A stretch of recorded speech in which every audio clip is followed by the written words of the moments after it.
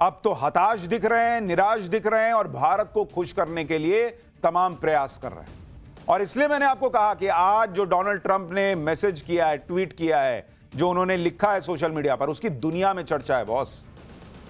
और आप एक बार देखिए, मैं आपको फिर से दिखाता हूं डोनाल्ड ट्रंप का यह कहना कि भाई ऐसा लगता है कि हमने चीन के हाथों भारत और रूस को खो दिया।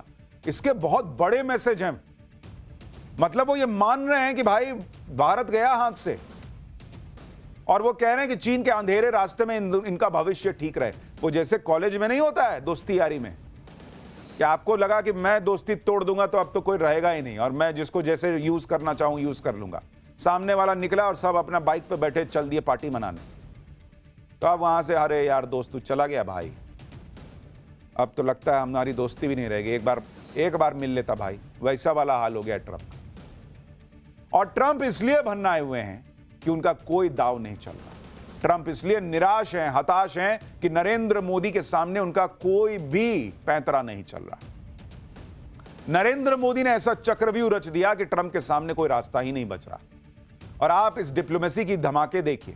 ट्रंप के टैरिफ वाले एक्शन के आते ही मोदी ने तय कर लिया कि वो जापान जाएंगे, चीन जाएंगे। पहले नरेंद्र मोदी जापान गए, फिर चीन गए। जापान जाकर मोदी ने अमेरिका के एक बड़े पार्टनर को अपने पाले में लाने का काम किया। फिर मोदी चीन जाकर वर्ल्ड ऑर्डर बदलने में लगे। चीन में मोदी जिनपिंग पुतिन की तस्वीर ही देखकर ट्रंप हताश हुए, और उसी से पता चलता है कि वर्ल्ड ऑर्डर अब बदल चुका है, क्योंकि ट्रंप ने जो पोस्ट किया उसमें भी इन तीनों की ही फोटो लगाई। उसमें कोई शहबाज शरीफ थोड़ी लगाया जो पीछे वेटर की तरह खड़ा था। मोदी, जिनपिंग और पुतिन, यही तस्वीर डोनाल्ड ट्रंप को खाई जा रही है, जो हमने आपको पाठशाला में कहा भी था। लेकिन नरेंद्र मोदी यहीं नहीं रुके। एक के बाद एक डिप्लोमेटिक बातचीत जारी रही। चीन से लौटते ही सिंगापुर के साथ बातचीत हुई, फिर अमेरिका के साथ ही यूरोप देशों से बातचीत हुई, यूरोपीय देशों से। आप यह देखिए कि जिस भारत को ट्रंप यूक्रेन युद्ध का दोषी बता रहे थे, उसी भारत के साथ यूरोप के देश ट्रेड डील करने में लगे, जिसे लेकर कल ही यूरोपीय यूनियन की chief Ursula von der Leyen और यूरोपियन काउंसिल के प्रेसिडेंट एंटोनियो कोस्टा की पीएम मोदी के साथ चर्चा हो चुकी है। इन दोनों नेताओं ने पीएम मोदी से फोन पर लंबी बात की। दोनों नेताओं ने फोन पर बात करने की तस्वीर भी शेयर की, जो ट्रंप के लिए भी मैसेज था कि भाई तुम अपने एकदम अकेले पड़ते जा रहे हैं ट्रंप। पीएम मोदी ने ट्रंप को मैसेज दे दिया कि अगर वो भारत के लिए अमेरिका के मार्केट बंद करेंगे तो भारत 10 दरवाजे खोल लेगा। यूरोपीय यूनियन के नेताओं से बातचीत को लेकर पीएम मोदी ने कहा कि यूरोपियन काउंसिल के प्रेसिडेंट एंटोनियो कोस्टा और यूरोपियन यूनियन की chief Ursula von der Leyen के साथ अच्छी बातचीत हुई है। हमने Bharat European free trade agreement को जल्द पूरा करने और IMEEC यानी India middle east Europe economic corridor को चालू करने की प्रतिबद्धता पर सहमति जता दी। अब आप सोचिए, कहां डोनाल्ड ट्रंप सोच रहे थे कि अमेरिका का बाजार न मिला तो भारत का क्या ही होगा।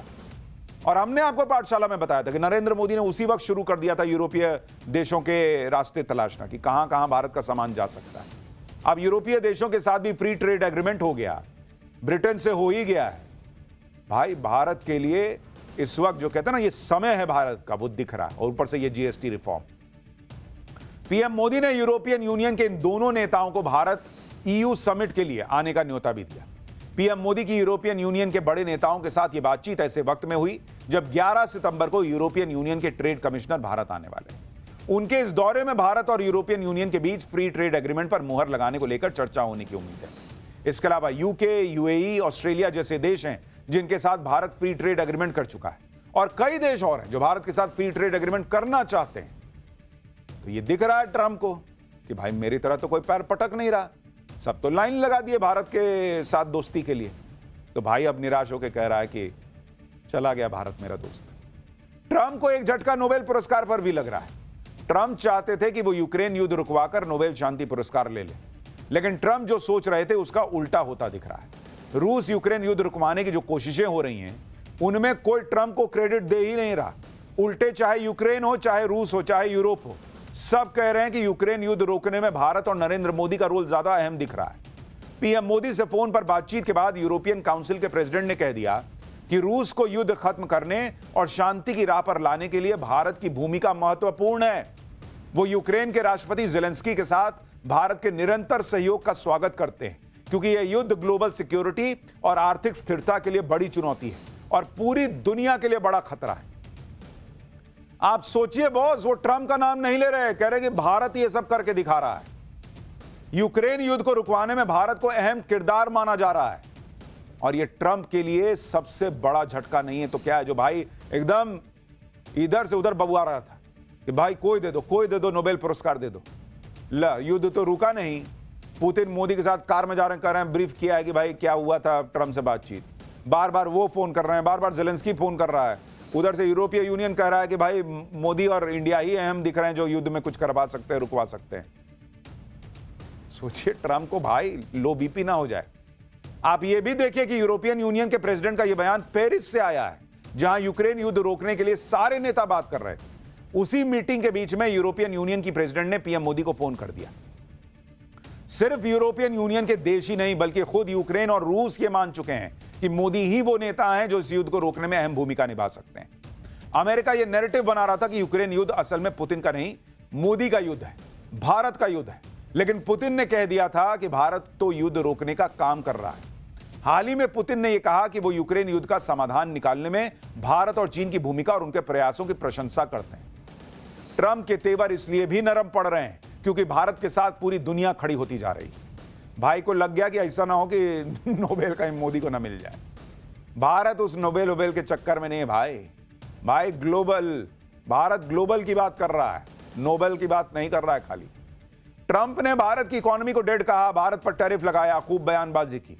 इस पर पुतिन ने ट्रंप को बुरी तरह से हड़का दिया। पुतिन ने दो टूक कह दिया कि कोई भी देश भारत के साथ ऐसे बात नहीं कर सकता जैसे ट्रंप टैरिफ को लेकर करना चाह रहे हैं। पुतिन ने आगे कहा कि ट्रंप भारत को टैरिफ के नाम पर धमकाना बंद कर दें क्योंकि भारत उनकी धमकी से डरने वाला नहीं है। पुतिन ने यह भी कहा कि भारत और चीन दुनिया की शक्तिशाली अर्थव्यवस्थाएं हैं और दोनों देशों की आबादी करीब 150 करोड़ है। दुनिया का कोई भी देश इन्हें सजा देने की बात नहीं कर सकता। यही नहीं, पुतिन ने यह भी कहा कि टैरिफ को लेकर ट्रंप की बयानबाजी अमेरिका की पुरानी सोच को दिखाती है। ट्रंप को समझना होगा कि कॉलोनियल एरा अब खत्म हो चुका है और ट्रंप अपने पार्टनर्स के साथ बात करते समय उस दौर के शब्दों का इस्तेमाल नहीं कर सकते।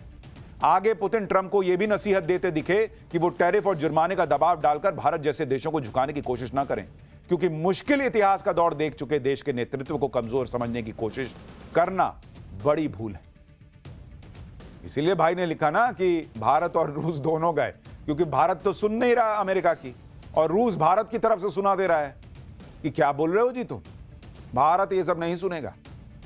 जब से ट्रंप ने भारत पर टैरिफ लगाया है तब से ही अमेरिका में कई एक्सपर्ट ट्रंप को चेता भी रहे कि भाई तुम बहुत बड़ी गलती कर रहे हो भारत से भिड़।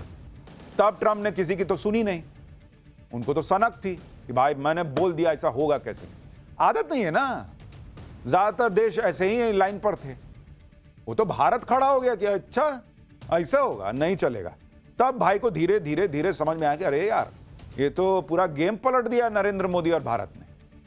उनके करीबी भारत को हर दिन टारगेट करने में लगे हुए थे। जब रिश्ते बहुत बिगड़ गए तब ट्रंप को अब समझ में आया कि ये तो यू टर्न मारने लायक भी रास्ता नहीं दिख रहा, बहुत आगे जाके एकदम एक्सप्रेसवे से मुड़ के आना पड़ेगा। अब अमेरिका में कई एक्सपर्ट कह रहे हैं कि ट्रंप ने बहुत देर कर दी। एक्सपर्ट का मानना है कि ट्रंप अब भारत से रिश्ते सुधार भी लें, लेकिन भारत का विश्वास खो चुके हैं और इसीलिए ट्रंप ने भी लिखा।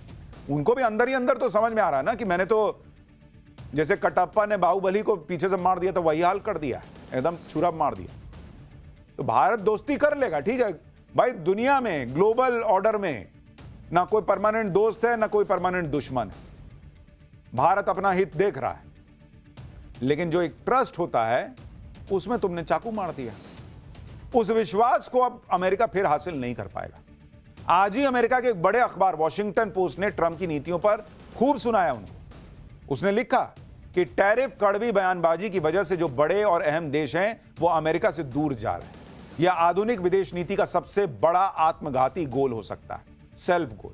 वॉशिंगटन पोस्ट ने कहा कि इस हफ्ते दुनिया में जो हुआ वो ट्रंप की विदेश नीति का फेलियर है।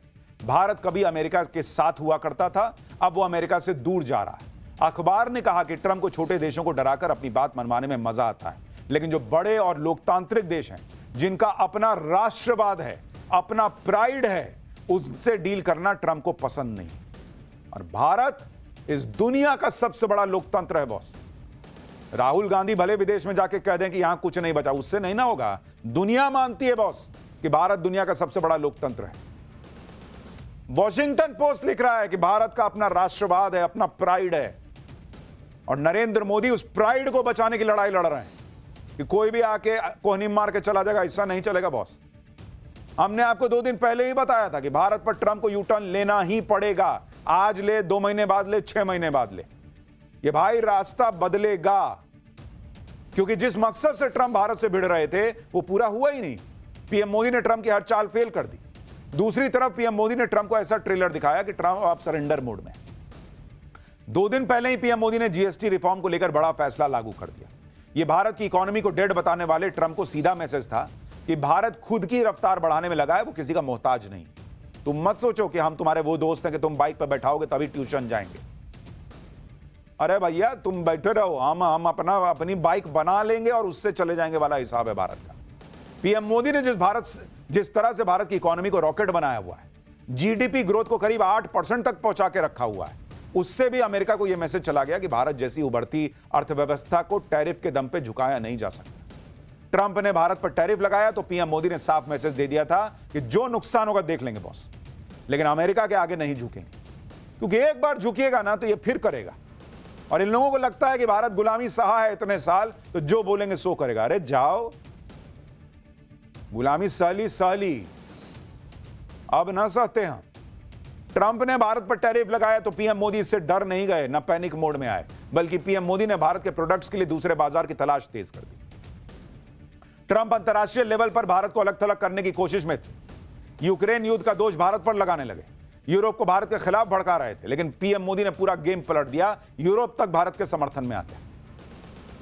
मोदी सरकार के मंत्री अलग अलग जगह जाके विदेशी चैनलों पर बैठ के बताने लगे कि ये तो झुट्टा है, ऐसे ऐसे बोल रहा है, ये देखो ना खुद नहीं खरीदता है, यूरोप नहीं खरीद रहा है रूस से तेल। पूरा प्रोपेगेंडा इनका उड़ा दिया, धज्जियां उड़ा दी। इतना ही नहीं, भारत को अलग थलग करने में लगे ट्रंप को पीएम मोदी ने क्वाड में अलग थलग कर दिया। जापान और ऑस्ट्रेलिया भी ट्रंप की टैरिफ वॉर के खिलाफ भारत के साथ खड़े दिखने लगे। यानी ट्रंप ने हर तिकड़म करके देख ली, लेकिन वो मोदी को झुका नहीं पाए, भारत को दबा नहीं पाए। जब अमेरिका को यह लग गया कि भाई मोदी के रहते तो भारत का कुछ बिगाड़ना बड़ा मुश्किल है, तो अब ट्रंप जो है वो टोन डाउन हो रहा है। और सिर्फ टोन डाउन नहीं हो रहे हैं, वो दिल जले आशिक टाइप बिहेव कर रहे हैं कि भाई मेरा दोस्त तो चला गया मेरा दोस्त रूस और भारत। ऐसा सुबह 6:30 बजे उठ के लिख रहे हैं। सोचिए, रात में लग रहा है सपने में देखे होंगे यही फोटो। डोनाल्ड ट्रंप के नए बयान पर आज विदेश मंत्रालय से भी सवाल किया गया कि भाई डोनाल्ड ट्रंप तो कह रहे हैं भारत चला गया। विदेश मंत्रालय ने क्या कहा पता है? No comment. और ट्रंप के दर्द पर और नमक छिड़क दिया। सुनिए एक बार। Regarding the post, I have no comments to offer on this post at this point. मधु, ये आपका सवाल भी इस पे था, तो इस पे हमारे पास अभी टिप्पणी करने के लिए कुछ नहीं है।